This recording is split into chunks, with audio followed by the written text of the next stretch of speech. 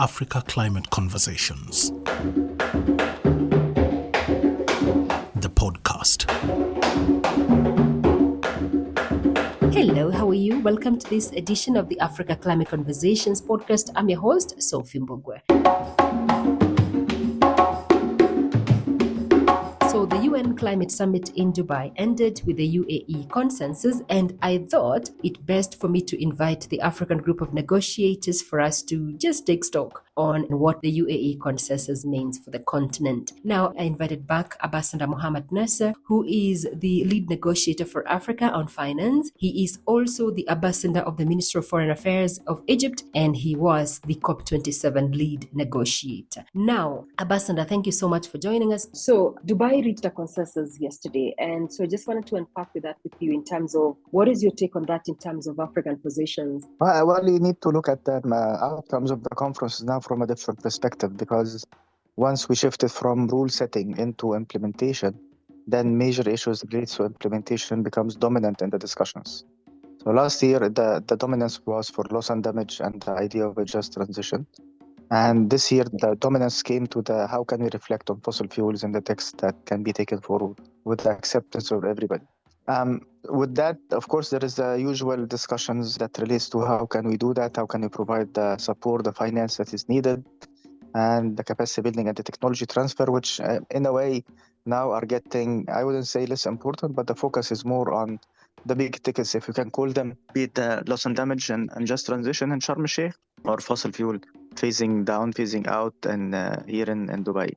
So the focus, again, it was this consumed most of the discussions and the focus and the efforts, and that's why you see it as one of the main deliverables here in Dubai. In terms of loss and damage, there is reaching up the deal, but then again, the implementation. Where are we now in terms of realities on the ground, having money that is available and countries can access? What are the next steps? I mean, funds, big funds, when they are created, they are not created overnight. So, and it's a very complicated process. For those who have been engaged in establishing funds and new funds and operationalizing them, is an extremely complicated process that ranges between legal documents, mobilizing initial resources for the fund to start, having members, identifying what are the main policies and the main actions that needs to be taken at the beginning. And I think in the course of last year, the transitional committee that came out of Sharm el-Sheikh was focused on how can we make the fund operational as soon as possible. This does not mean immediate operationalization, but how can we reduce the amount of effort and documents and policies that would be needed for a fund to be operationalized. And we have already established a fund in Sharm el-Sheikh. And then the efforts came from the EU to mobilize the initial mobilization of resources that needs to be there. So it reflects the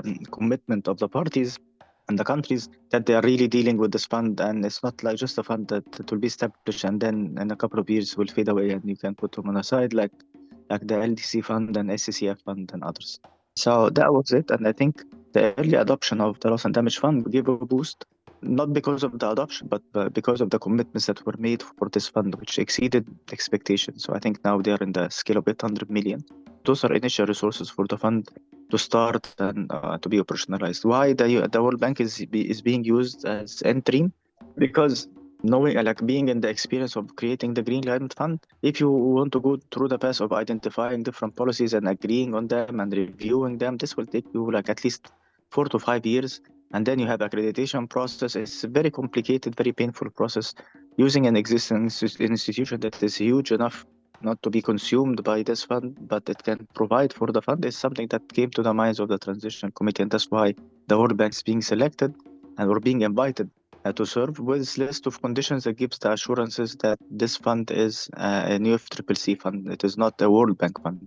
It's only housed by the World Bank, not created by the World Bank. And this was one of the major fights within the TC, where we're making sure that this is a fund that was created by this process, established by this process, under the authority of this process, and it's totally linked to this process. It's not a World Bank fund, it is a climate-related fund, loss and damage fund.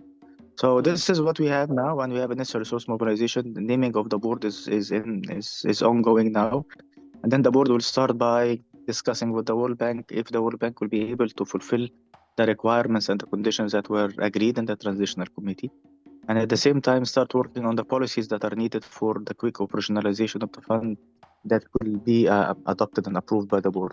So this is where we are on this loss and damage fund, and hopefully by next year things will be clearer and in place, and hopefully will be by then fully operational. Are we looking at towards the end of the year or somewhere closer? Well, usually it is at the next COP, because COPs have to endorse documents coming out, and they are the ones who give like the signal that yes, start moving on a specific direction. And the whole issue of just transition, it was also a big issue in terms of this particular from Sharm el-Sheikh to actually here. Explain to us in terms of the just transition, where we and what are the key issues that Africa was pushing for in terms of just transition and what was actually achieved. Well, just transition was created in Sharm el-Sheikh because of the idea of that we need to have the right pathways to move towards like the Paris Agreement goals, and it is not one size fits all thing. This is difficult for developed countries to accept, because for them this means that the different pathways means like a clear differentiation that they want to get rid of.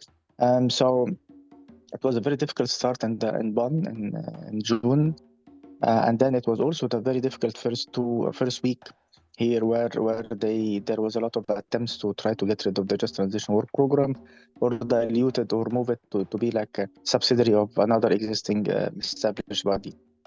I think the outcome is way much better. It creates the process, it allows for the discussions, it gives it a timeline, so it becomes a fully fledged work program with deliverables, and that will focus on specific items under discussions and that are very relevant to Africa and other developing countries. Beyond workforce, so workforce is one of it, but it's also beyond workforce. It's stranded assets, is how can we really activate and identify the pathways? How can we operationalize the issue of equity? So those are all elements of the Just Transition Work Program, which is already operationalized here. So it was created in Egypt. They tried to work on the agenda of it, and now it was fully created. So starting from this year, we start having at least 2 discussions per year focused on elements of the Just Transition that allows parties to design their pathways. And the essence mainly is because when you look at stranded assets, when you look into issues also of fossil fuel, where Africa is actually coming from, this is a continent that is actually growing, and majority of these countries actually are discovering oil, and Africa requires that particular space. What was the positioning for Africa in terms of fossil fuel facing down? And I think I also want to understand in terms of what is your position in terms of what the text that has been adopted. Well, Africa was clear from day one that it is about differentiation and it is about differentiated pathways. So developed countries will take the lead and they phase down and phase out, clearly committed. And then developing countries, including Africa, will come later. National circumstances have to be taken into consideration fully, and it is identified pathways at the national level. We got some of it in the text, which is a differentiation, the national circumstances, the pathways, but the issue of developed countries taking the lead and they are delivering on this first didn't pass the test. Of course, the discussions are extremely complicated and political, and I think the African group did their best here, and the ministers also, to push forward stuff. And most of it was taken into consideration, but all reformulated in a way that would be reflected in the text. So the current text lacks, and this is my main take on the text, it lacks clear signal that developed countries are delivering on what we agreed in Paris, and they are taking the lead in anything that has to be done. If you look at the realities on the ground, most of the developed countries, especially the largest of them, be it the US or the UK or others in Europe, are expanding on coal, are expanding on fossil fuels. So they are not reducing. And the concerns from the African group is that if we follow this path, then the first that will not be able to use their natural resources will be the African countries. They will be the first out. So phasing out or phasing down, it will be Africa phasing out or phasing down. The assurances that were given by developed countries that this is not going to happen and they are taking this seriously and they are really delivering on that, I had mixed backgrounds. So you have countries like Germany, who is already really shifting into renewable energies, and they are not reliant except on coal, and their targets to reduce their coal consumption. And you have other countries who have increasing their coal production and focusing on fossil fuels while saying otherwise in the negotiations. So we have a mixed situation, and I think the agreement on the principle was extremely difficult. And then now they have also a pathway for the discussions moving forward from Dubai up all the way until we have the second round of NDCs in Brazil in 2 years' time. Does that give Africa the space it requires, the space that Africa has been pushing? Recognition that was there under the convention, which I've seen on the text is actually there now. But does that lacking clear in terms of guidance, in terms of the developed countries need to take the lead, does it allow Africa the space it requires to actually develop? Well, I cannot say if it allows or not. This tends to be seen in the implementation side. because what this process gives is signals and political signals and political direction. Then you have the other side of it, which is the concerning one, where Africa doesn't have much leverage, which is the financial and the investments part. So I'll give you a very simple example. This process have given a lot of signals that renewable energy is the focus and the investments should go to renewable energy. Correct? Since I don't know when, for a very long time now, 10 years. How much did Africa attract on investments in renewable energy with all its available resources? Only 2%. So in practice, the signal is given, the direction is given, but then it becomes problematic when it comes to practice because there are too many other stuff that is issues and challenges that has to be taken into consideration. And that's what we keep saying as Africa. It is the special circumstances of Africa has to be taken into consideration. Yes, you have a paragraph that talks about special circumstances in general. And we say that the transition is, again, nationally owned. But most of this stuff is controlled by international investments. So oil and gas, it is big oil companies. They are mostly Western or European, American, or maybe Chinese and some Asian. Those are the ones. And those are the ones that needs to understand that the signal does not mean that they phase out from Africa and then they keep their operations in their own countries. It is phasing out from their own countries first and then they keep their operations in Africa because Africa needs those resources. So the message was put out clear, but again, due to the political nature of the discussion, sometimes things fall in between the cracks because simply they have to have an outcome that is accepted by all. I didn't say it reflects all views, but is accepted by all. So it becomes a bare minimum, but with the right direction. So this is what you have in the covering decision. Interesting. That also takes us to means of implementation, which was very big. And I remember actually during week one, when adaptation kind of did not reach a consensus during the subsidiary body, developing countries wanted means of implementation actually to be kind of a standalone section. And you also wanted the issues of historical emissions recognized, the principles of the CBDR recognized. When I look at the text, I see some of those things there, but then what's the reality of it? Yes, the language might be there, but then when it comes to implementation, what are the key challenges that you see? What the key ask for Africa was we shouldn't be blindsided by the next round of NDCs and phasing out and phasing down of oil and gas and forget that we already under the Paris regime. We had already national adaptation plans and first round of NDCs that are sitting there waiting to be implemented. And this covers all the way until 2030. So our clear message was let's ensure and give the assurances that those NDCs that parties have prepared will be implemented. Because it doesn't make sense and the process becomes less credible if you just every time you change the goalpost and say, no, next NDCs, no, the next NDCs will be much higher. And then you don't deliver. And this was the same thing. And this is the same thing which what happened in the gap pre-2020 and the discussions on the gap pre-2020. Then the Development Council said, okay, now let's forget about that. We'll be more ambitious in the next phase. And they are not. And the whole international community is not. And so our ask was, we need an assurance in the text that says that in deciding on moving forward with the new quantified goal, the basis will be the needs of developing countries, the evolving needs. Two, it will fully take into consideration the national adaptation plans and the NDCs. Because this is the only thing that makes sense. Because you cannot design a new goal of finance and say, we're going to provide X trillion, billion, whatever it is, without knowing how much that we want to do. And this is one of the main gains that we got on the finance part for Africa, be it in the GST decision or be it in the new quantified goal decision. It's there. And then you have the other problem is that adaptation finance, as you said.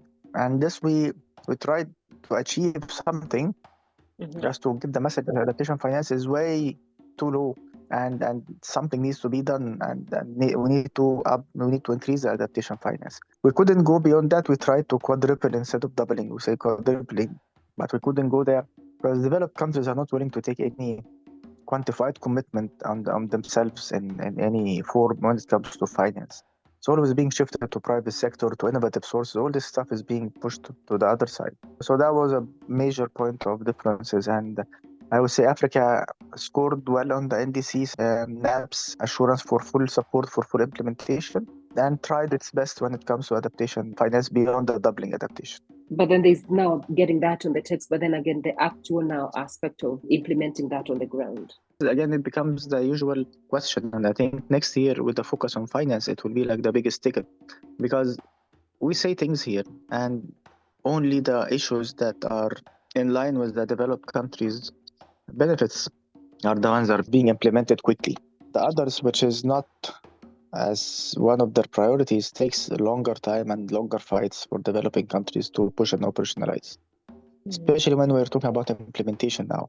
Rule setting is one thing because rule setting has to be decided in the rooms, and it is a very strong, and Africa there is very vocal, and we can always manage to push things when it comes to rule setting. But when it comes to direction for implementation, it becomes more and more challenging. And I think this is the challenging part. UAE did a very interesting approach this year. They worked very hard to mobilize resources and to give a message that yes, resources could be mobilized. And I think they did very well for the Loss and Damage Fund, for the Green Climate Fund by pushing some of the major contributors to pledge. Several pledges were made. They themselves came forward with substantial pledge for a big investment fund for in climate change. I think it was 35 billion with an aim to mobilize around 80 or 90. So they did, I think, as a country that has a vision, and when it comes to investments and mobilizing resources, and they have very good experience, they did very well on that.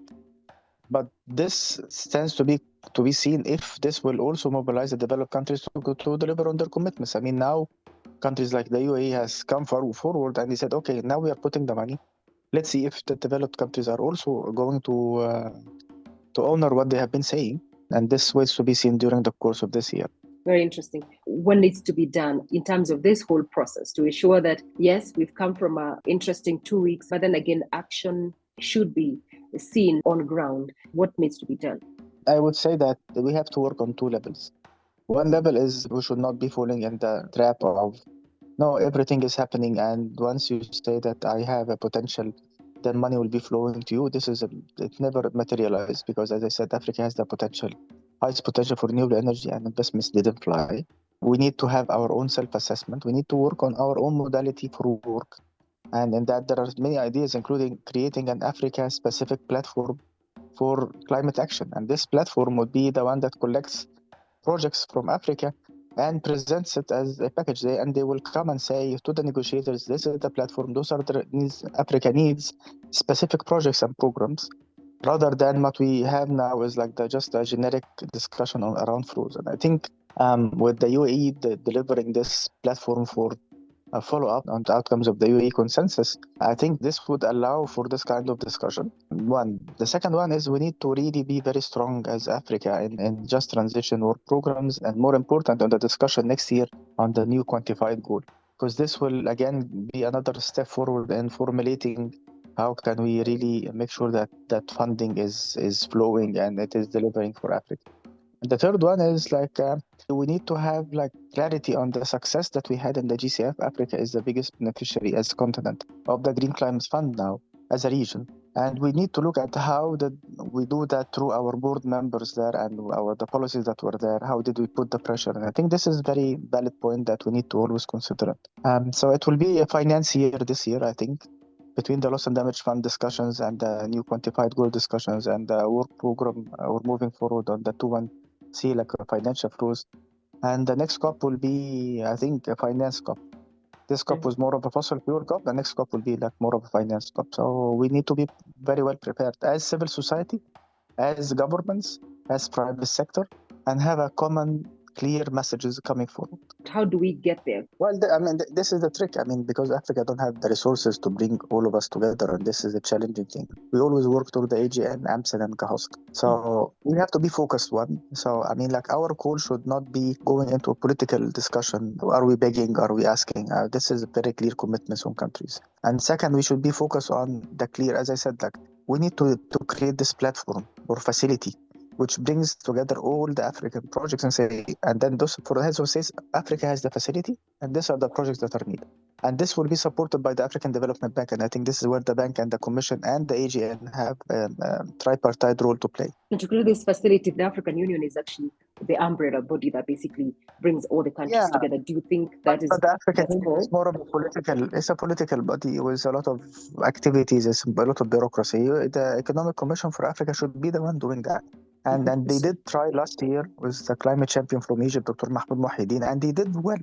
So they did a couple of meetings and they really collected potential projects that could be put forward. But we are short breath, we are a short sight. I mean, like there are a lot of things that we have to follow up and really elevate, and we don't do that because we are distracted by something else, and then we jump from one thing to another. Interesting. So just to confirm that you say the UNECA is better positioned to do that? I mean, it should be part of their mandate. They should be working with that. They should work more with the AGN so they understand what are the potentials, the challenges, how things are moving forward. And then they should work more with the countries to pull out those projects. And the success happened last year with those roundtables that were organized and delivered.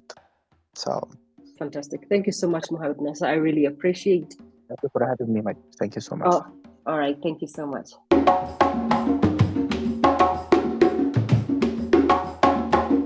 And that was Ambassador Mohamed Nasr, who is the COP27 lead negotiator, the ambassador of the Ministry of Foreign Affairs of Egypt, and the lead negotiator for Africa on finance, taking stock with us there in terms of Africa and the COP28. Now, ladies and gentlemen, with this episode, we close the year. Thank you so much for you've been amazing. Thank you for the support that you've given me. I do not know really if I wasn't assured that you would be listening, whether I would really have that strength to keep on coming back every other single by week and everything. So thank you, asante sana, like we say here in Kenya. Thank you so much, asante sana. Now, remember, we have so many episodes that we've actually done, and you can access them on YouTube. Yes, Africa Climate Conversations, and you can also access them on every single podcast channel that you've been accessing your podcast from. And also remember, you can access this also on our website, www.africaclimateconversations.com. So please allow me to take this opportunity to wish you happy holidays and a happy new year. As for me, I will see you hopefully, God willing, on the 3rd week of January. So asanteni sana. Thank you so much. Kwaheri for now. Do enjoy the holidays and take care. And also remember to be environmental conscious. Cheers. Ciao. Bye-bye. Africa Climate Conversations.